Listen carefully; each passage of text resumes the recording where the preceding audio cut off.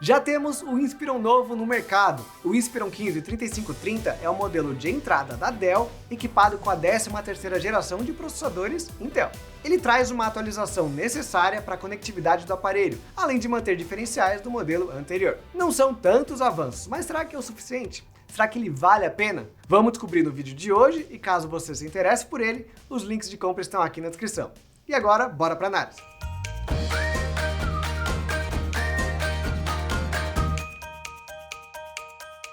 Não costumava ser comum a gente falar Dell e barato numa mesma frase. Mas essa é a terceira geração já que a Inspiron veste a camisa de verdade de um produto de entrada. Tá confirmado então, o Inspiron 3000 quer ser competitivo, e por conta da popularidade da marca, ele pode se tornar um dos mais vendidos da categoria. Mas, como eu comentei lá no review do 3520, para chegar nesse ponto, ele precisa abrir mão de algumas características. E foi no corpo do 3530 que eu senti bastante a queda na construção do notebook. Especialmente o material dessa versão carbono. Não que esteja ruim, mas está no nível de modelos mais em conta, com material plástico, nem um pouco refinado. Você pega o produto e pensa já, ok, esse é um produto de entrada. A linha 3000 nunca foi tão trabalhada como os produtos da linha 5000 para cima. No entanto, antes você via um esforço maior em simular algo melhor, principalmente com as texturas. Agora, o foco é todo na usabilidade e competitividade dele. Ainda assim, a queda no material não aconteceu no design. Ele tenta ser mais interessante com um esquema de tampa que levanta o notebook. Isso aumenta o vão entre a parte inferior e a mesa e realmente fica uma altura boa que ajuda na coleta do ar. Eu não consideraria isso um diferencial para compra, mas ainda assim não é algo comum em outros modelos de entrada. Seus principais rivais, como o Aspire 3 e o IdeaPad 1i, são todos retos, quadradões. O que pode ser um diferencial de compra é a melhoria na comunicação. Na análise do 3520, eu realmente reclamei que o notebook estava muito desatualizado, apenas com as portas USB tipo A. Isso mudou agora, e dependendo da versão, o Inspiron ganhou o USB tipo C completo. São duas versões, essa carbono para as configurações mais básicas e a prata mais avançada, quase com cara aí de linha 5000. As duas receberam o tipo C, mas no carbono ela serve apenas para transferência de dados, enquanto que no prateado ela consegue passar dados, energia e sinal de vídeo. Fora ela, o 3530 continua com a saída HDMI, duas portas USB padrão, uma de cada lado, e um leitor de cartões SD. A entrada de energia está presente nas duas versões, apesar do prata carregar também pelo USB-C. Para as conexões sem fio, o módulo Wi-Fi 6 e o Bluetooth 5. A grande mudança é apenas o USB-C, e seria muito bom ter os dois modelos completos. Mas é o que eu comentei, né? Cortes na construção para deixar o modelo mais barato, mais competitivo. Só vale falar que esse USB-C do carbono não é um diferencial. Era o 3520 que estava atrasado sem ele, porque todos os concorrentes traziam já a porta com esse encaixe apenas para dados. Outro ponto onde a versão prata aparece com a linha 5000 é no teclado. Nele, as teclas são retroiluminadas e com leitor de digitais, enquanto que aqui temos apenas o conjunto básico. Mas minha experiência aqui no carbono, no geral, foi positiva. As teclas são leves e baixas, sem ser muito molenga ou com um toque emborrachado. Pode ser um pouco barulhenta de vez em quando, mas está dentro do padrão para um modelo mais em conta. O trackpad podia ser maior, mas sem reclamações por aqui também. Independente da versão, o grande diferencial do 3530 é o mesmo do 3520, a sua tela. Esse modelo possui 15.6 polegadas com resolução Full HD num painel do tipo WVA. Só pelo painel, ele já leva vantagens aí contra grande parte do mercado, que ainda adota a tela TN. O principal diferencial desse tipo de tela é o ângulo de visão, que é ótimo. Você pode abrir a tampa do notebook em qualquer ângulo que vai dar para usar. Não ficar com aquela cobertura esbranquiçada que você vê em todo o TN. E além disso, o WVA conta com uma imagem mais bonita. Pelo teste do colorímetro, o 3530 conseguiu exibir 63% das cores do DCI-P3, com contraste de 1220 por 1. A gama de cores não impressiona exatamente, mas por conta do contraste melhor, que chega a ser o dobro de um TN, esse painel consegue desenhar melhor os elementos da tela. A profundidade de pretos também é um tequinho melhor, então não é aquela tela ótima para design, mas é bem aparente a vantagem perante outras telas de entrada. Mas olha, a imagem mais bonita nem é o diferencial número 1. O que destaca ainda mais do 3530 é a taxa de frequência de 120 Hz. Isso deixa o movimento na tela mais suave.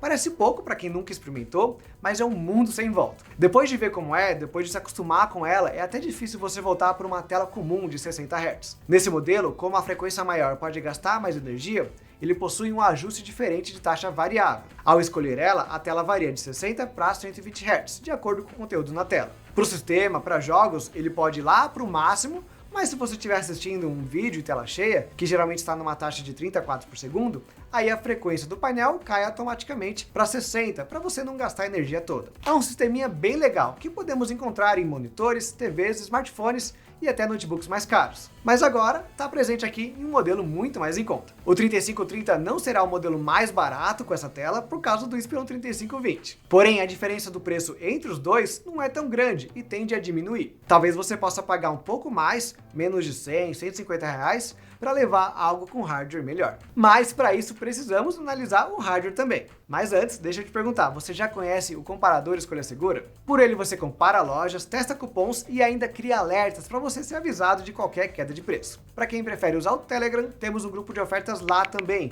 com as melhores promoções e cupons que recebemos. Os links estão todos aqui na descrição e bora voltar para análise. Na escolha de hardware, então, temos muitas opções, como sempre é o caso da Dell. São 3 versões de processador no notebook cor carbono, o i3-1305U, o i5-13341 e o Ryzen 5 7520U.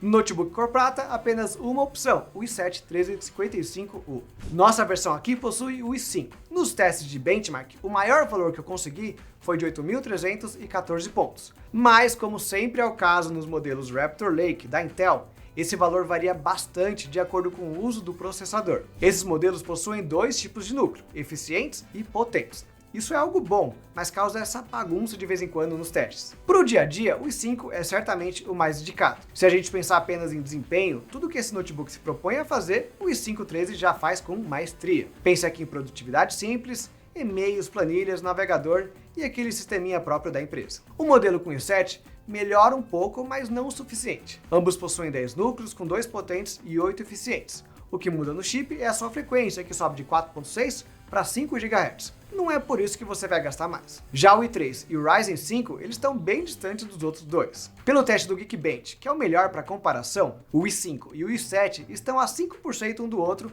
mais ou menos. Mas esses dois pontuam até 50% mais que o i3. Os mais básicos ficam ali no nível do antigo 1135G7, que era um processador legal, porém entra aqui a questão de preço. A economia pode ser de apenas R$300 para uma queda brusca na performance. Então, precisamos analisar qual versão você busca e qual a distância dela para a versão base com i5. Mudando agora para o assunto GPU, aqui temos, de certa forma, 4 opções também. O i3, o i5 e o Ryzen 5 possuem apenas opções de placa de vídeo integrada, porém cada um traz uma versão diferente. O processador i7, além da Iris Xe, possui também uma versão com a MX 550, que chega a ser 4 vezes melhor que essas placas integradas. A questão é que a adição da MX, além de aumentar muito o valor do notebook, transforma ele num modelo diferente. Aliás, o i7, de forma geral, não tem só a cor diferente. Ele é um outro notebook para uma categoria de uso muito mais próxima do XPS, que só mantém o mesmo nome, Inspiron 153530. Por isso, vamos voltar aqui para o i5 e focar na Iris Xe. Ela prometeu bastante e realmente melhorou a situação dos notebooks